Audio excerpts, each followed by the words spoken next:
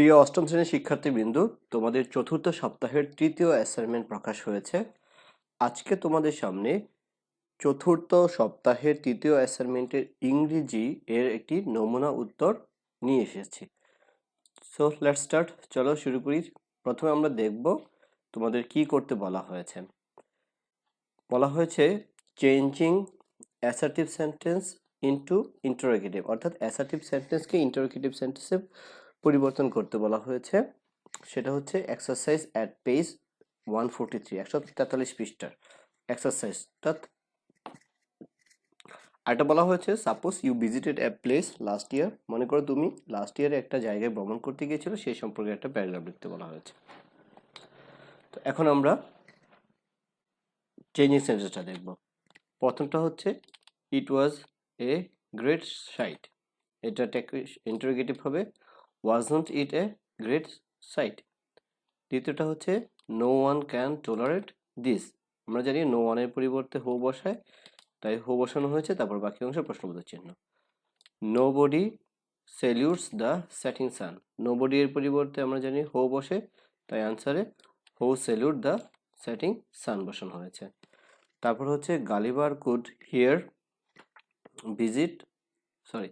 Gulliver could hear his watch ticking in his pocket, ticking in his pocket.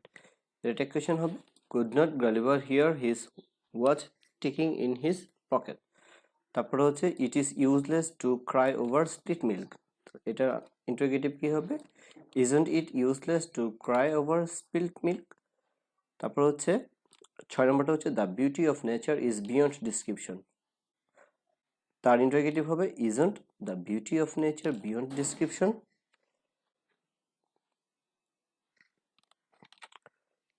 তারপরে হচ্ছে everybody has heard of Darwin, who hasn't heard of Darwin. তারপরটা হচ্ছে 8 নম্বরটাই হচ্ছে he has his dinner at 7 every evening, এটার আনসারটা হবে doesn't he have his dinner at 7 every evening. তারপরটা হচ্ছে I told him to practice regularly, এটা ইন্টারোগেটিভটা হবে didn't I tell him to practice regularly. তারপর লাস্ট ওয়ান হচ্ছে virtue has its reward, এটা ইন্টারোগেটিভটা কিরকম হবে doesn't virtue have its own reward. প্রথম হোমওয়ার্কটা আমরা দেখে ফেলেছি। এখন আমরা দেখব হচ্ছে দ্বিতীয় যে অ্যাসাইনড টাস্ক আছে, একটা প্যারাগ্রাফ লিখতে বলা হয়েছে সেই সম্পর্কে। প্রথমে আমরা অ্যাসাইনমেন্টের একটা হেডলাইন দেব, আমি দিয়েছি a visit to a place of historical interest.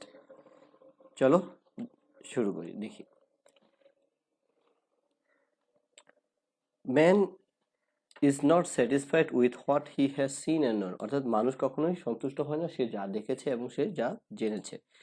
A visit to a place of historical interest is really interesting and attractive, কোনো একটা জায়গা ঐতিহাসিক জায়গায় ভ্রমণ করাটা আসলে খুবই মজাদার এবং আনন্দদায়ক।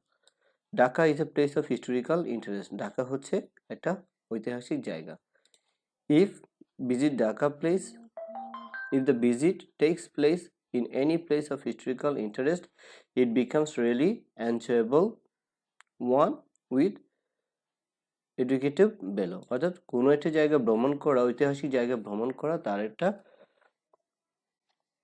আনন্দ আছে এবং তার একটা শিক্ষণীয় বিষয় আছে। On 15 January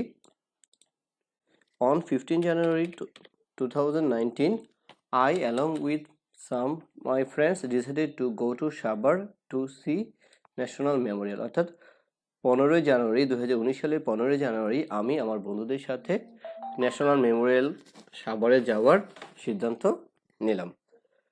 Accordingly we fixed date, আমরা দিন ঠিক করলাম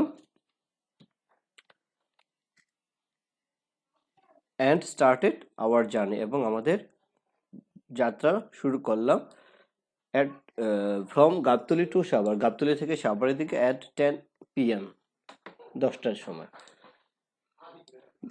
We reached Sabar near National Memorial just after 45 minutes.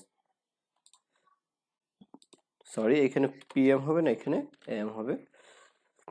After 45 minute, অর্থাৎ 45 মিনিট পরে আমরা সাভারে পৌঁছে গেলাম। আসলে the national memorial at Savar is a symbol of nation's respect for the martyrs of the liberation war.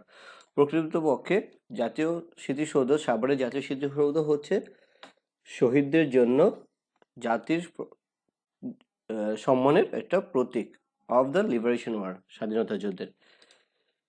It contains the history of our independence, এটা আমাদের স্বাধীনতার ঐতিহ্য বহন করে, ইতিহাস বহন করে। It is built with concrete but made of blood, এটা আসলে সিমেন্টের তৈরি কিন্তু আসলে রক্তের তৈরি। ইট স্ট্যান্ডস 150 ফিট টল, এটা 150 ফুট লম্বা। But every martyr it stands so much taller, প্রতিটা শহীদের রক্ত একটা একটা করে এটা আরো বড় করেছে। It is actually a series of 7 towers that rise by stage to a high feet of 150 feet. এটা হচ্ছে আসলে মূলত 7টা টাওয়ারের একটা সমষ্টি, যেটা 150 ফিট লম্বা করেছে। The foundation was laid in the first anniversary of the Victory Day, বিজয় দিবসের প্রথম বার্ষিকীতে এটা ভিত্তিপ্রস্তর স্থাপন করা হয়। Reaching there we felt great respect to the freedom fighters who sacrificed their valuable lives for us.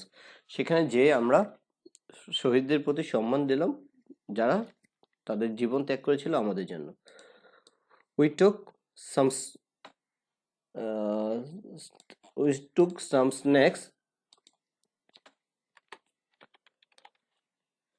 taking ভুল বলেছি, we take some snaps taking the view of the national memorial, আমরা কিছু ছবি নিলাম। however, যাই হোক, we visited the place and surrounding area for about an hour, আমরা তার আশেপাশে প্রায় 1 ঘন্টার মতো ঘোরাঘুরি করলাম। The most moving sight of the complex is the several graves of freedom fighters just close to the tower. However, যাই হোক, we left the place paying a glory tribute to the freedom fighter, freedom ফাইটারের প্রতি সম্মান জানিয়ে আমরা স্থানটা ত্যাগ করলাম। Through the visit we experienced a lot, এই যাত্রার মাধ্যমে আমরা অনেক কিছু শিখতে পারলাম। আশা করি তোমরা জিনিসটি বুঝতে পেরেছো এবং তোমরা তোমাদের নিজের মতো করে এখান থেকে একটা ধারণা গ্যাদার করে তোমরা তোমাদের নিজের মতো করে অ্যাসাইনমেন্ট জমা দিবে।